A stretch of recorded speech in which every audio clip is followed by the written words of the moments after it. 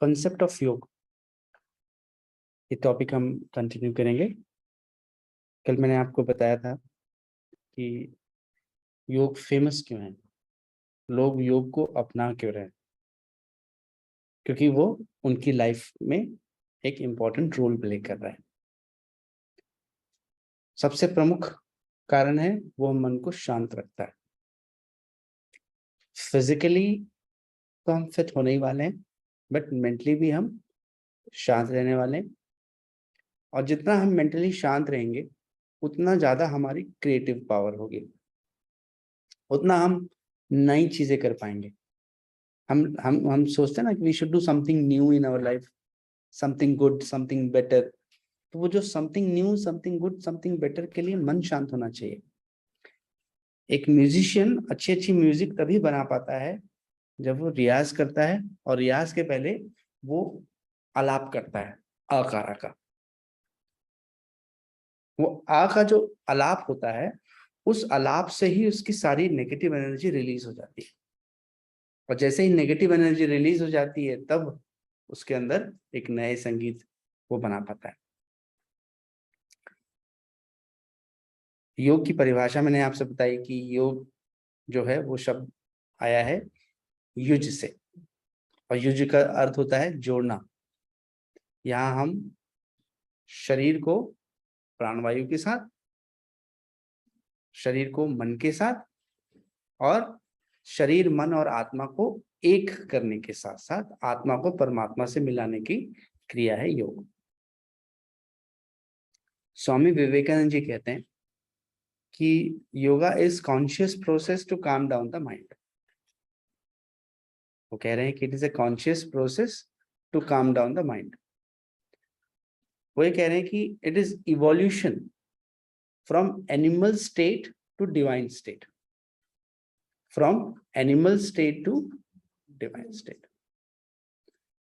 जानवर की स्थिति से उठ करके दिव्य स्थिति को प्राप्त होता है।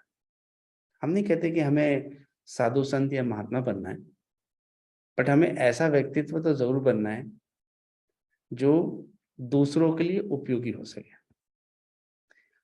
मनुष्य का महत्व तभी हो सकता है जब वो दूसरों के लिए उपयोगी है। हम सभी चाहते हैं कि हमें महत्व मिले, सभी चाहते हैं हमें महत्व मिले। महत्व दो तरीके से प्राप्त हो सकता है। पहला तरीका है कि आपके पास पद या पावर या पैसा हो तो आपको महत्व मिलेगा। ये तरीका एक हद तक ही कारगर है।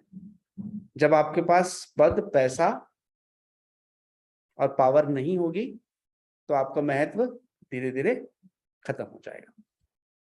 जितने भी चीफ मिनिस्टर चेंज होते हैं उनके साथ कैसा होता है? क्या उनको वही सम्मान मिलता है क्या जब वो नीचे उतरते हैं पद से? तो दूसरा तरीका है महत्व पाने का उपयोगी बनने से। अगर मैं दूसरों के लिए उपयोगी हूं, दूसरों को मुझसे लाभ होता है, मेरे कर्म से लाभ होता है, तो मेरा महत्व अपने आप बढ़ जाएगा। तो हमें अपने आप को ऐसा बनाना है कि हम दूसरों के लिए उपयोगी हो सकें, तो हमारा महत्व अपने आप बढ़ जाएगा। क्योंकि हर कोई चाहता है कि मेरी वैल्यू हो।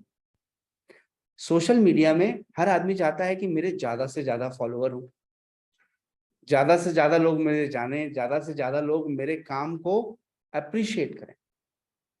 सभी चाहते हैं ऐसा। तो अगर हमारा वर्क वैल्यू ड्रिवन होगा, दूसरों की लाइफ में कुछ पॉजिटिव इम्पैक्ट लाने वाला होगा, तो आपकी वैल्यू नेचुरली बढ़ जाएगी। और जब आपकी वैल्यू बढ़ जाएगी तो आपको बड़ा सेटिस्फेक्शन होगा। मैं किसी के कोई काम आया तो मुझे हमेशा सेटिस्फेक्शन होगी। जब जब मनुष्य ने दूसरों को दिया है उसको सेटिस्फेक्शन हुआ है। और हम सभी मनुष्यों को चाहिए हर बात में संतुष्टि। उदाहरण, मेरे पास 3 रोटी है, मैं खाने के लिए बैठा हूं, तभी वहां एक मांगने वाला व्यक्ति आ जाता है। वो कहता है मैं सुबह से भूखा हूं, तो मैं उसे 2 रोटी दे देता हूं।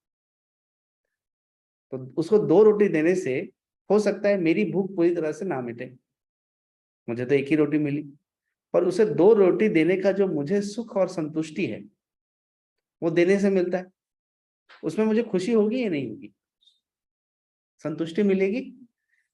तो ये भी तय है कि मनुष्य तब तब संतुष्ट हुआ है जब जब उसने किसी को कुछ दिया है। देने से संतुष्टि हमें निश्चित रूप से मिलने वाली है। इसलिए योग क्या है? योग देने की प्रक्रिया है। ये दूसरों को मानसिक शांति, शारीरिक स्वास्थ्य, सकारात्मक विचार शैली और अध्यात्म की तरफ ले जाता है, तो देता है, इसलिए लोग योग से जुड़ते हैं। महर्षि अरविंदो, जो कि पौंडीचेरी में इनका आश्रम है ऑरोविल के नाम से, जहां पर मैक्सिमम इनके अनुयायी शिष्य जो हैं वो फ्रेंच के लोग हैं, कि एक समय पे पौंडीचेरी में फ्रेंच पीपल का राज हुआ करता था। जैसे ब्रिटिशर्स इंडिया में राज करते थे, वैसे ही यूनियन टेरिटरी पौंडीचेरी में फ्रेंच पीपलों का राज था। तो महर्षि अरविंदो कहते हैं कि योग is all round personality development. योग करने से हमारे समग्र संपूर्ण व्यक्तित्व का विकास होता है। और जब हम व्यक्तित्व की बात करते हैं तो व्यक्तित्व में 5 पहलू आते हैं। किसी भी व्यक्ति की पर्सनालिटी 5 स्तर पर देखी जाती है। पहली, शारीरिक स्तर पर। दूसरी, मानसिक स्तर पर। तीसरी, भावनात्मक स्तर पर, अर्थात इमोशनल लेवल पे वो कितना स्टेबल है। चौथी, इंटेलेक्चुअल लेवल, बौद्धिक लेवल पर, कि उसकी बुद्धि कैसी है, उसका आईक्यू पावर कैसा है।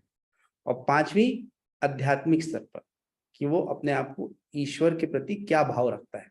क्या वो ईश्वर से दूर रहता है या ईश्वर से जुड़ना चाहता है।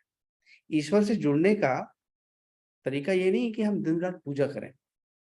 जब हम भक्ति योग पढ़ेंगे तो ईश्वर से जुड़ने का जो प्रारूप है वो स्पष्ट हो जाएगा कि हम ईश्वर से कैसे जुड़ सकते हैं। सिर्फ मंदिर में बैठ करके या माला जप करके ईश्वर से जुड़ने की बात नहीं कही गई। भक्ति योग में सगुण भक्ति और निर्गुण भक्ति दोनों के बारे में बात की गई है। तो महर्षि अरविंदो कहते हैं कि योग is all round personality development. जैसे ही मैं योग करना शुरू करूंगा तो मेरे व्यक्तित्व का ये 5 हिस्सा अपने आप उसका विकास होता जाएगा और मैं एक बैलेंस पर्सनालिटी बन के आऊंगा। फिर से हम सभी चाहते हैं कि हम एक संतुलित व्यक्तित्व हो। महर्षि पतंजलि, इन्हें हम सभी जानते हैं। इन्होंने योग की परिभाषा दी, योग चित्त वृत्ति निरोधः। योगः चित्त वृत्ति निरोधः। चित्त अर्थात हमारा कॉन्शियसनेस, मन। वृत्ति अर्थात उसमें आए बदलाव। ऐसे कौन कौन से बदलाव हैं जो हमारे मन में आते हैं? तो उसमें कुछ सकारात्मक हैं और कुछ नकारात्मक हैं। वृत्तियां हमेशा नकारात्मक होती हैं, जैसे काम, क्रोध, लोभ, मोह, मद, मात्सर्य। काम मतलब इच्छाएं, क्रोध गुस्सा आना या अपने आप को अपने आप में नियंत्रण में ना रख पाना। लोभ, हमें और चाहिए, हमें पास पर्याप्त है फिर भी हमें और चाहिए। मोह, मोह का मतलब किसी के प्रति आसक्ति। हो सकता है किसी को जिस जगह पे वो रोज बैठ के खाना खाता है उससे भी आसक्ति हो जाती है। वो कुर्सी के उसी हिस्से में बैठता है, डाइनिंग टेबल तो होंगी 6, पर वो जाके बैठेगा ठीक उसी जगह पर। सोफा में तो बहुत सारे बैठने की जगह होगी, पर वो जाके उसी जगह पे बैठना चाहेगा। तो आसक्ति व्यक्ति से भी हो सकती है और वस्तु से भी हो सकती है। किसी भी मनुष्य को दोनों ही चीजों से आसक्ति हो सकती है, व्यक्ति से भी और मनुष्य से भी। मद, मद का मतलब होता है घमंड, अभिमान। अपने आप को दूसरों से बेहतर समझना और दूसरों को कुछ भी ना समझना। और छठवा है मात्सर्य। मात्सर्य का मतलब होता है जेलेसी, ईर्ष्या। कोई हमसे ज्यादा प्रगति कर ले तो हमें बुरा लगता है, खराब लगता है, उसी को हम ईर्ष्या कहते हैं। तो महर्षि पतंजलि कह रहे हैं योग चित्त वृत्ति निरोधः। योग करने से मेरे चित्त में आई ये 6 मॉडिफिकेशंस खत्म नहीं होती, सिर्फ नियंत्रित होती है, कुछ देर के लिए समाप्त हो जाती है, क्योंकि ये सब हमारे अंदर इनबिल्ट है। इमोशंस क्या है? ये इनबिल्ट है और इन्हें हम खत्म नहीं कर सकते। आप कितना भी कह लो, कभी ना कभी तो क्रोध आएगा, कभी ना कभी तो लोभ भी आएगा, मोह तो होता ही है, और ना किसी से हो तो माँ बाप से तो होता ही है। कभी कभी ईगो भी आ जाता है, दूसरों को देख, अपने आप को बेहतर देख करके। तो ये इमोशंस हम सभी के अंदर हैं, बट इनका नियंत्रण में रहना जरूरी है। जैसे अगर आप किसी जू में जाते हैं तो वहां पर जो जंगली जानवर होते हैं उनको अलग से पिंजरों में रखा जाता है, और उन्हें हिरण जैसा खुला छोड़ दिया जाए तो आप वहां रुकेंगे? आप वहां बचेंगे? तो नियंत्रण में, तो वैसे ही योग के अभ्यास से ये सारे इमोशंस हमारे हमारे कंट्रोल में आ जाते हैं। अभी दूसरे व्यक्ति हमारा नियंत्रण कर रहे हैं, दूसरे व्यक्ति ने कुछ हमें बोल दिया तो हमें क्रोध आ गया, दूसरे व्यक्ति की उपलब्धि देखी तो हमें ईर्ष्या हो गई, हमें लगा कि वो हमसे बेहतर कैसे है। नारद जी को ऐसी ही ईर्ष्या हुई। एक सेलेस्टियल सिंगर थे, उनका नाम था तुम्ब्रू। तुम्ब्रू जो है सेलेस्टियल सिंगर, मतलब जो देवताओं के लिए गाते थे। तो उन्होंने जब गाना शुरू किया तो सभी ने बहुत प्रशंसा की, और विष्णु जी ने तुम्ब्रू जी को गिफ्ट प्रदान किया, माला। वहां बैठे थे नारद जी, जो कि विष्णु जी के परम भक्त, रात दिन नारायण नारायण करते थे। उनको मन ही मन बड़ी ईर्ष्या हुई। अभी ये मैं बात कर रहा हूँ देवलोक की, वहां भी ईर्ष्या है, वहां भी ईर्ष्या है, तो फिर मनुष्य के बीच में ईर्ष्या कौन सी छोटी बड़ी बात है। तो नारद जी को ईर्ष्या हो, बोले तुम्हारे को मिला गिफ्ट और मुझे नहीं मिला, मैं भी गाऊंगा। उसने हाथ उठाया, बोले sir I also want to sing, please give me chance. Narad ji ने गाया, सब लोगों ने सुना, पर किसी ने कुछ प्रतिक्रिया नहीं दी। पसंद तो किया, बट उन्हें कुछ इनाम नहीं मिला। अब क्या लगता है, अब नारद जी जब घर जाकर के आराम से बैठे होंगे तो बड़ा अच्छा लग रहा होगा, काफी अच्छी फीलिंग आ रही होगी, देखो मैंने कितना अच्छा गाया आज। उनके मन में तो यही चल रहा है कि तुमरू को गिफ्ट मिला, मैंने गाया तो मुझे गिफ्ट भी नहीं मिला, मेरे साथ ऐसा अन्याय क्यों हो रहा है।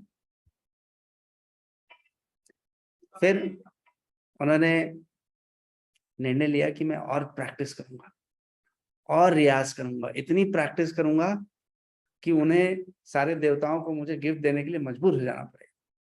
तो उनका वो रात दिन संगीत पे रियाज करते और फिर एक दिन फिर पहुंचे सेलेस्टियल कोर्ट में कि गाऊंगा। फिर गाया, सुना, सबने अप्रिशिएट किया, पर गिफ्ट नहीं मिला। अब उनकी ईर्ष्या और बढ़ गई, बोले तुम्ब्रू गाता है उसे गिफ्ट मिलता है और मुझे नहीं मिलता है।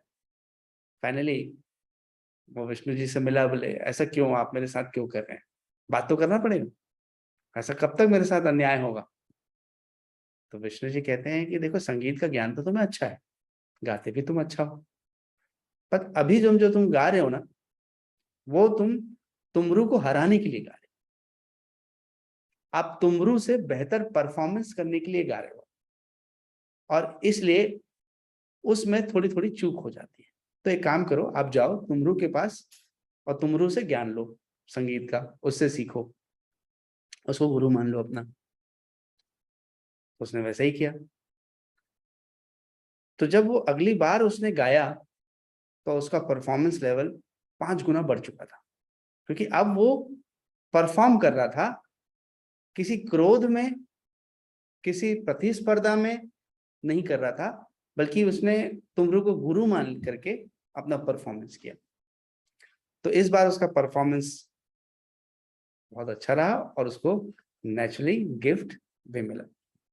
तो मैं आपको ये बताना चाहता हूँ कि जो हमारा जीवन है उसमें ऐसी परिस्थितियां आए दिन होती रहती हैं। आए दिन कोई ना कोई बात ऐसी हो जाती है जो हमें बुरी लग जाती है। मनुष्य को बड़ी बड़ी बातों से फर्क नहीं पड़ता, छोटी छोटी बातों से फर्क। आपके बाजू से मैं निकला और मैंने मुस्कुराया नहीं, तो आपको लगेगा ये जरूर इनको मुझसे कुछ प्रॉब्लम है। कल तक तो मुस्कुरा रहे थे, आज इनको क्या हुआ, आज मेरे साथ ऐसा क्यों कर रहे हैं बर्ताव। तो अब बात कुछ भी नहीं, पर बात बड़ी सी हो जाती है। तो ये कहते हैं अगर हम योग से जुड़ जाते हैं तो हमारे व्यक्तित्व के सभी तत्व बैलेंस्ड हो जाते हैं और हमारे मन में आने वाली वृत्तियां वो नियंत्रित हो जाती हैं। यही महर्षि पतंजलि कहते हैं, योग चित्त वृत्ति निरोधः। फिर हम आते हैं योग वशिष्ठ जी की परिभाषा की ओर।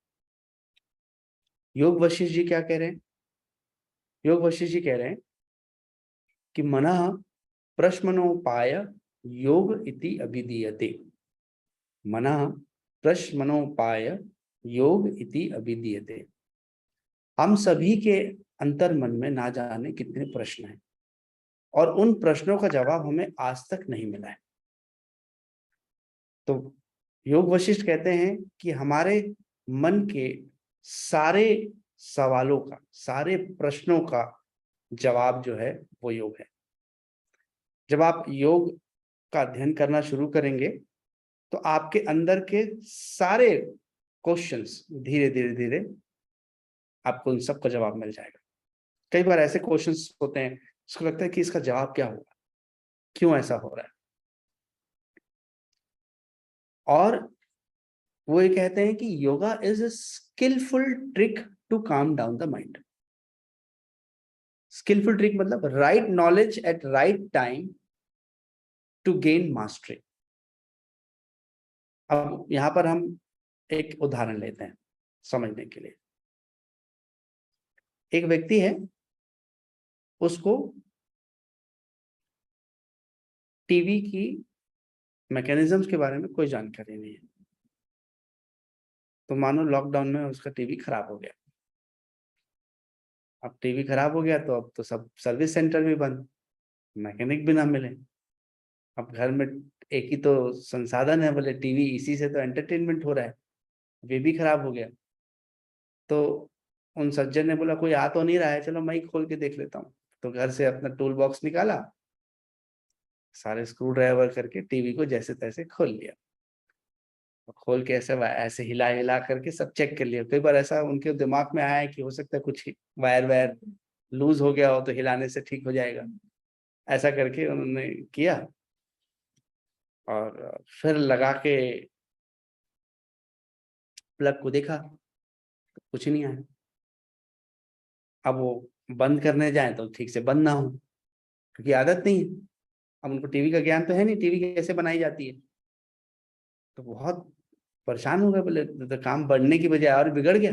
मैं तो खोल खाल के बैठ गया सब कुछ और इसको बंद भी नहीं करते बन रहा है मुझे। तो उन्होंने अपने एक मित्र को फोन लगाया, बोले ऐसी सी बात है, टीवी खोल लिया हूँ, बंद तो रही नहीं है और बनाना भी नहीं आता, खोल जरूर लिया हूँ। तो मैंने कहा रुको, मेरे पास एक टेक्नीशियन का नंबर है, वो आपके पास घर आकर के आपके टीवी को रिपेयर कर जाएगा।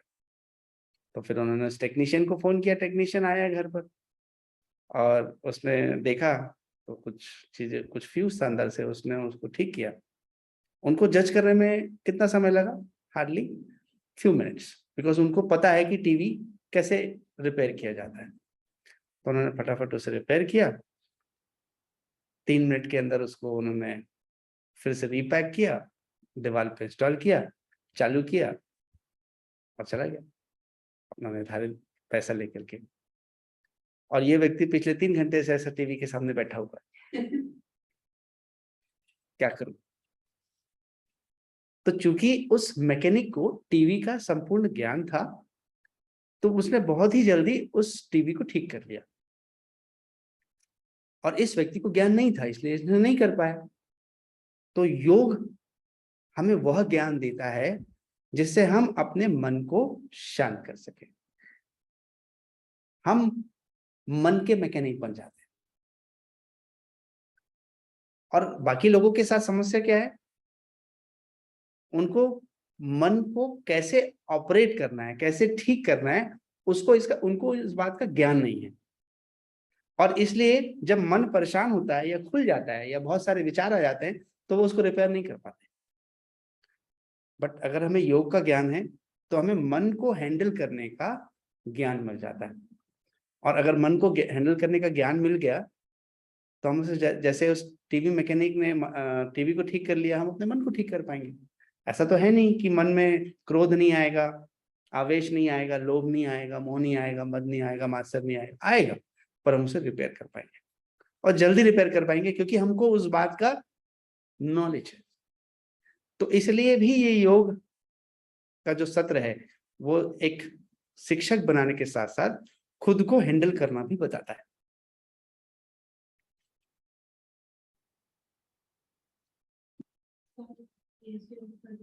हाँ बिल्कुल।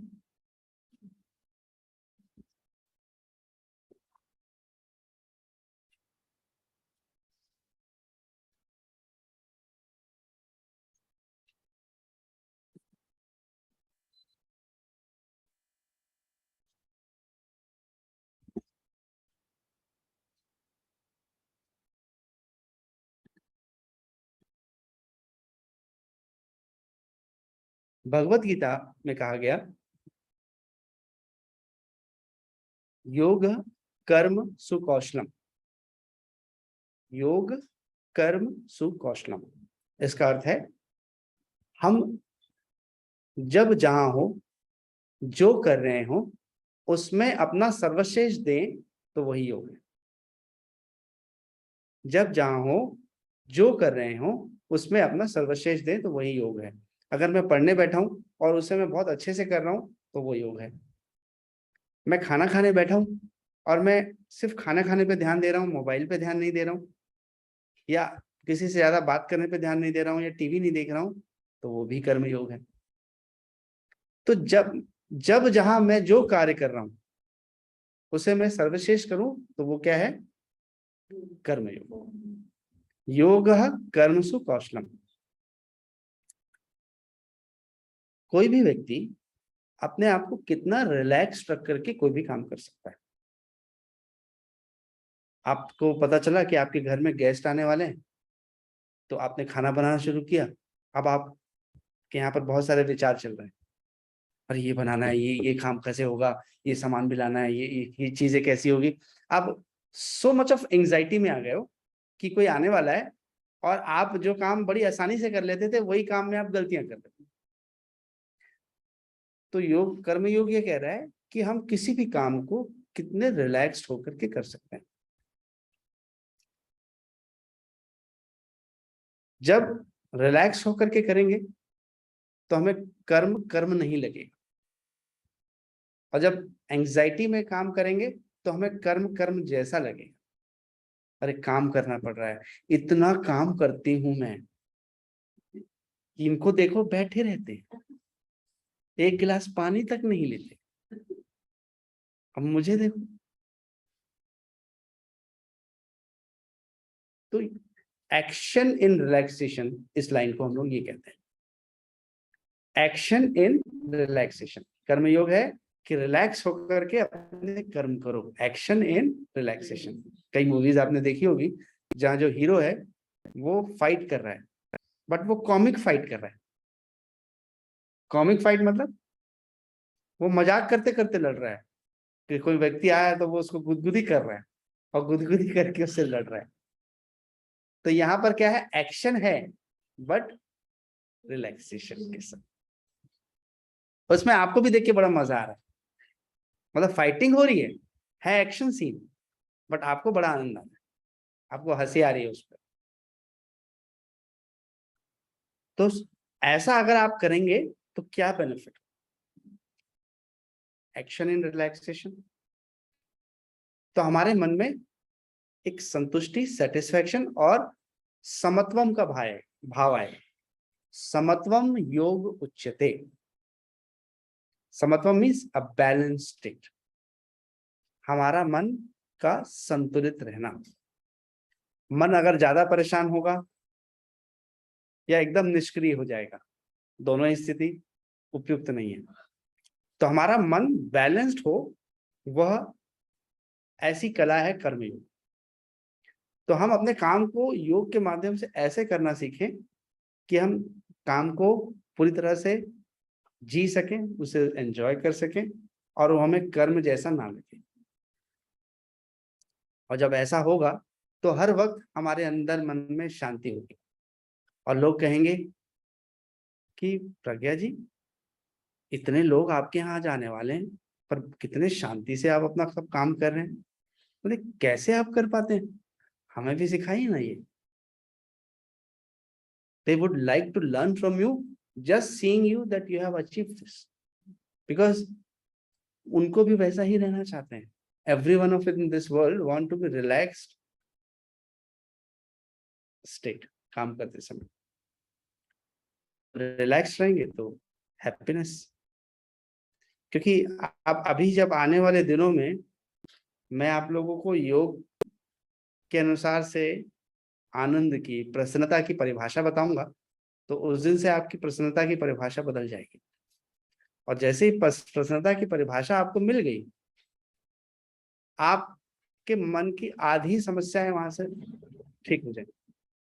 क्योंकि आपको यह समझ में आ जाएगा कि आनंद किसको कहते हैं, हैप्पीनेस क्या है। और जब आपको ये पता चल जाएगा कि हैप्पीनेस ये है, तो आप सोचो अरे मैं तो उसको हैप्पीनेस मान रहा था, मैं तो उसको हैप्पीनेस मान रहा था। अभी आज के दिनों में अगर हम किसी से पूछे तो हैप्पीनेस की परिभाषा क्या है, तो अच्छा खाना, फ्रेंड्स के साथ मूवीज जाना, पार्टी करना, बाहर घूमने जाना, वेकेशंस पे जाना, अच्छे कपड़े पहनना, अच्छा घर बनाना is equal to happiness. Because human beings think that happiness is equal to objects of enjoyment. If we have sufficient objects of enjoyment, we will be happy.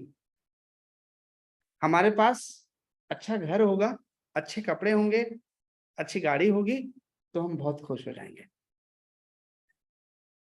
पर इतिहास गवाह है कि सब लोगों को सब मिल जाने के बाद भी प्रसन्नता नहीं मिलती और वो प्रसन्न नहीं रहते। तो वहां पर ये प्रूफ भी हो जाता है कि happiness is not in the object of enjoyment. तो फिर आखिर है क्या ये हैप्पीनेस? अभी के लिए इसे जिज्ञासा बनी रहने दीजिए, ताकि आने वाले दिनों में उस जिज्ञासा को हम शांत कर पाए।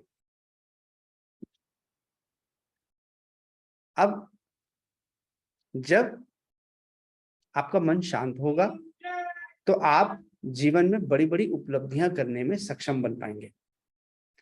आज से 5000 साल पहले, अगर आपने इतिहास पढ़ा है, हिस्ट्री सबने पढ़ी होगी, तो उसमें इंडस वैली सिविलाइजेशन के बारे में बात की गई है। Saraswati valley civilisation, Indus valley civilisation, Sindhu घाटी, हड़प्पा, मोहनजोदारो, सुना है ना ये नाम?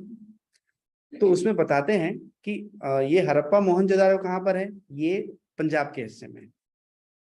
पंजाब अर्थात जहां पर 5 नदियां के समग्र होने से जो स्थान बनता है उसको पंजाब कहा गया है। The 5 rivers make it Punjab. पन मीन्स 5। तो जो सिंध का इलाका है वही हड़प्पा और मोहनजोदारो है। हार्डली 200-300 किलोमीटर का डिफरेंस है वहां पर, और जिस पर अभी भी आर्कियोलॉजिकल सर्वे ऑफ इंडिया काम करता है। वहां से वो टेराकोटा जो होते हैं उस पर वो कार्बन स्टडी करते हैं कि डेटिंग निकालते हैं कि कितना पुराना है ये, 3000 साल, 5000 साल पहले। तो 5000 साल पहले ये बताया गया कि उस समय जो इंडो आरियंस होते थे, they were the most energetic, smart, intelligent human beings known to this world, because उन्होंने they were living a life of a settled life. They had a very well planned house. They were settled in agriculture. और उनके घरों की बनावट में, उनके घरों में पानी बकायदा आता था, ड्रेनेज सिस्टम था. Everything was very systematic. In fact, even 5,000 years back. So they could spend their time developing the mental planes of their life. And that was the era when the first Indian written record was written, which is called as Rig Ved. 5000 साल पहले ऋग्वेद लिखा गया. 4 प्रमुख वेद हैं, बाकी सब ऋग्वेद से ही निकले हैं. तो ऋग्वेद कब लिखा गया? तो कोई भी व्यक्ति नया कब कर पाएगा, अच्छा कब कर पाएगा? जब उसका मन शांत होगा. योग also evolved 5,000 years back. तो 5000 साल पहले जब योग इवॉल्व हुआ तो उसने वो सिखाया कि मन को कैसे शांत रख सकते हैं. योग का इतिहास मैंने अभी आपको बताया नहीं है, बताऊंगा. आने वाले समय में आप योग के इतिहास को भी समझेंगे. But 5,000 years back they knew how to handle the mind, and so they could write Rigved, the first written Indian record about the Indian traditions, Indian cultures. उसके बारे में सारा डिस्क्रिप्शन उसमें मिलता है. और आज भी इंडियन कल्चर अलाइव है. बाकी ऐसे बहुत सारे कल्चर्स हैं जो सिर्फ हिस्ट्री के पॉइंट ऑफ व्यू पढ़े जाते हैं. ज़ोरास्ट्रियन, मेसोपोटामियन कल्चर है, ग्रीक कल्चर है, ये सब अब इतिहास के नाम से पढ़े जाते हैं. But Indian culture is still life. आज भी विधि विधान से शादी होती है, कोर्ट में शादी हो सकती है, फिर भी विधि विधान से शादी होती है. पर्टिकुलर ट्रेडिशंस हैं. पहले के जमाने में तो हल्दी लगाई जाती थी. हल्दी लगाई जाती थी because it was having antibiotic effect और फॉर कलर इम्प्रूवमेंट. आज तो अच्छी अच्छी लोग क्रीम्स लगा सकते हैं, पार्लर में जाकर के कई तरह के बॉडी पैकेजेस ले सकते हैं, बट स्टिल हल्दी लगाई जाती है. तो इंडियन ट्रेडिशंस इतने पावरफुल थे. तो ये बता रहे हैं कि अगर योग करने से हम अपने मेंटल प्लेन्स के हायर एस्पेक्ट को समझ सकते हैं, अचीव कर सकते हैं, और तब हम ऐसा कुछ कर सकते हैं जो दूसरे नहीं कर पा रहे. और जब हम वैसा करने लगते हैं तो इनिशियली हमारे अंदर जो हैप्पीनेस है वो टेम्पररी रहती है, पर धीरे धीरे योग से जुड़ने के बाद हम एनी टाइम एनीवेयर अलग ही प्रसन्नता के मोड में होते हैं. आपने कुछ बोला, कोई बात नहीं. आपने कुछ बोला, कोई बात नहीं. बुरा लगेगा, बुरा नहीं लगेगा ऐसा नहीं. बट कई बार बुरा लगता है तो 2-3 दिन तक वही बातें दिमाग में घूमती रहती है. बट योग से जुड़ने के बाद बुरा लगा, आधे घंटे बाद फिर वैसी. तो हमारा रिकवरी टाइम 3 दिन से घट करके अगर आधा घंटा हो गया तो ये है पावर ऑफ योगा. बुरा नहीं लगेगा, ये तो पॉसिबल ही नहीं है. लगेगा बिकॉज हमारे अंदर वो इमोशंस लाइव है. उसको मार दिए तो फिर हम इंसान ही कहाँ बचेंगे. फिर तो हम रोबोट हो जाएंगे, मशीन हो जाएंगे. और रोबोट और मशीन में, इंसान में यही तो फर्क है, उसमें इमोशंस नहीं है. बाकी वो सारा काम कर सकता है. एक मूवी भी आई थी रोबोट नाम की, गलती से उसमें इमोशन डाल दिए तो वो पीछे ही पड़ गया. बोले नहीं अब तो इसी से ही विवाह करूंगा. अब उसको पता है कि विवाह तो कर ही नहीं सकता. वो सारा अध्ययन करने लगा कि विवाह के बाद क्या करूंगा, कैसे करूंगा.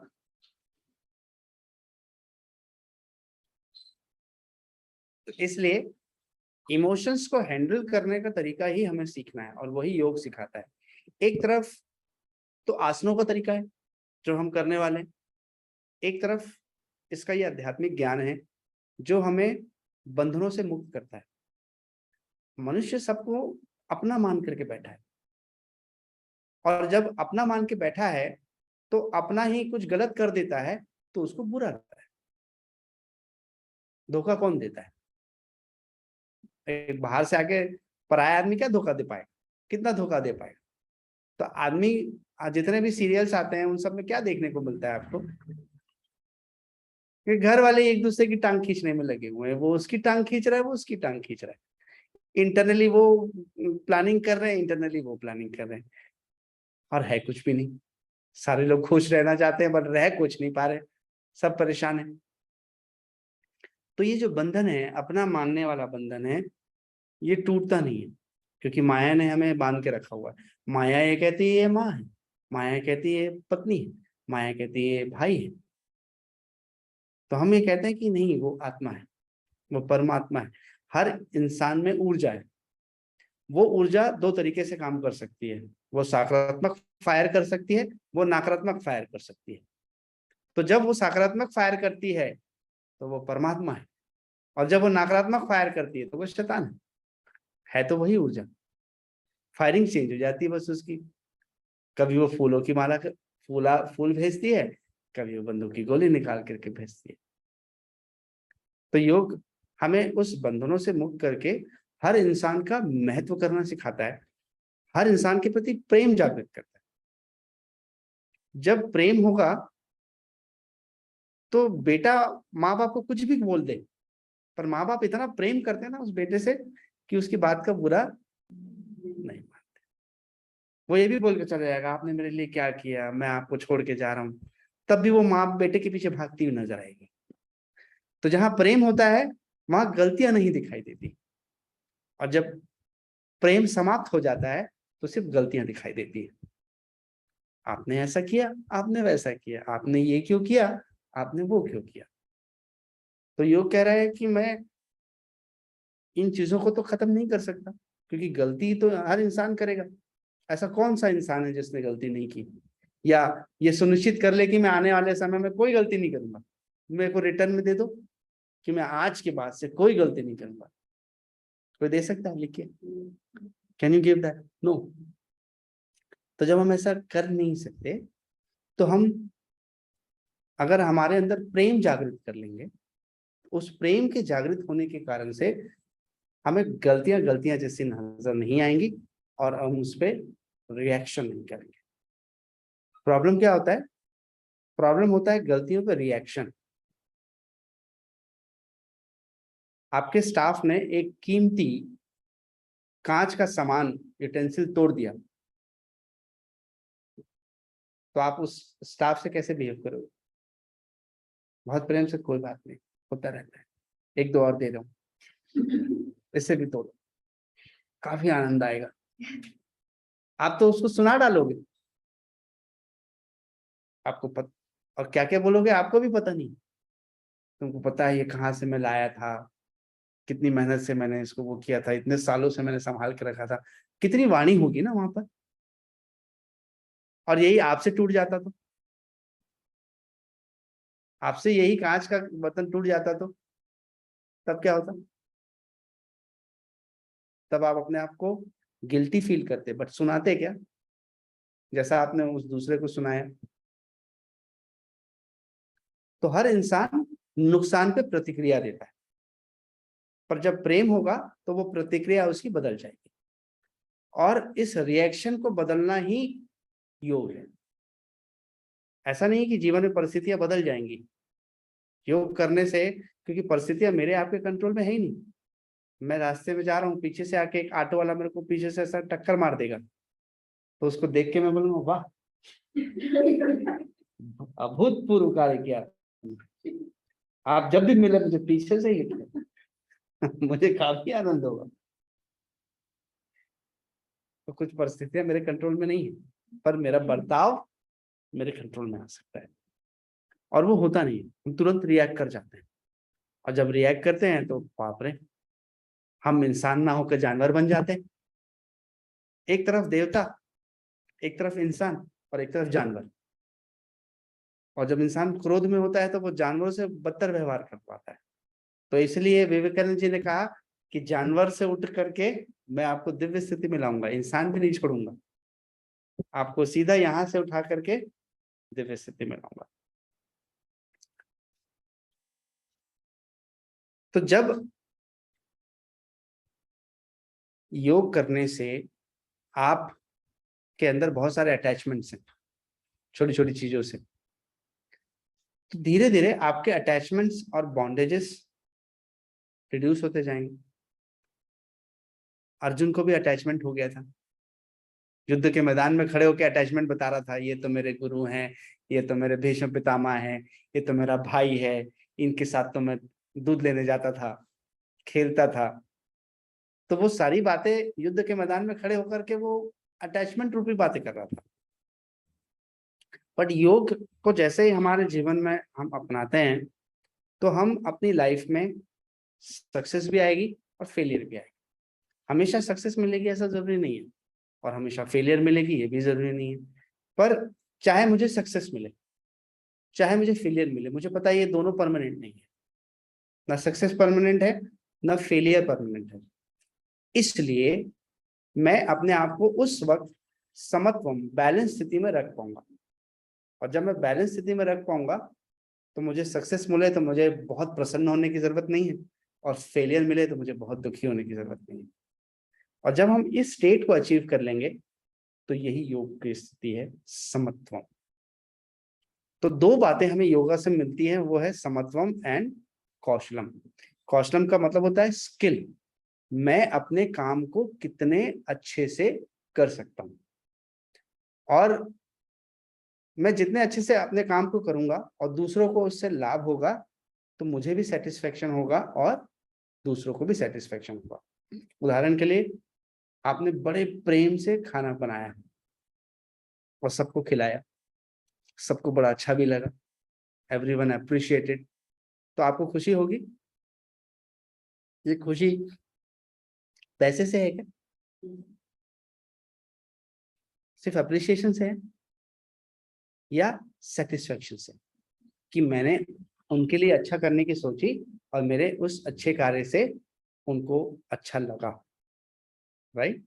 तो इसी स्टेट को हम सभी अचीव करना चाहते हैं, और जब हम ऐसा कर पाएंगे तो हम अपने सारी इंद्रियों पर बेहतर कंट्रोल कर पाएंगे।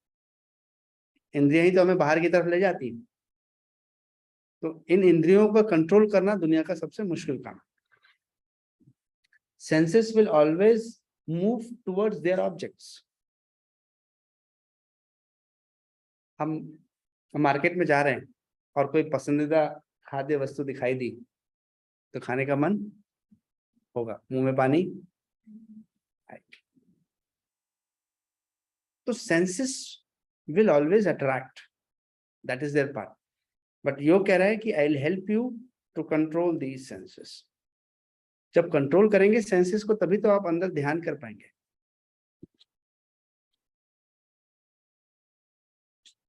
राइट? तो इतना कह करके मैं कुछ चीजें और आप लोगों के सामने रखना चाहूंगा, उसके बाद फिर हम एंड करेंगे। सो महर्षि अरविंदो ने कहा था कि yoga is all round personality development which helps us to develop physical, mental, emotional, intellectual, social, and spiritual levels. Yoga is more than 6,000 years old. Yoga is a science which teaches us to be strong physically, mentally, and emotionally, and also helps us to grow spiritually. अध्यात्म की तरफ हमें बढ़ाता है। Yoga is to control the mind.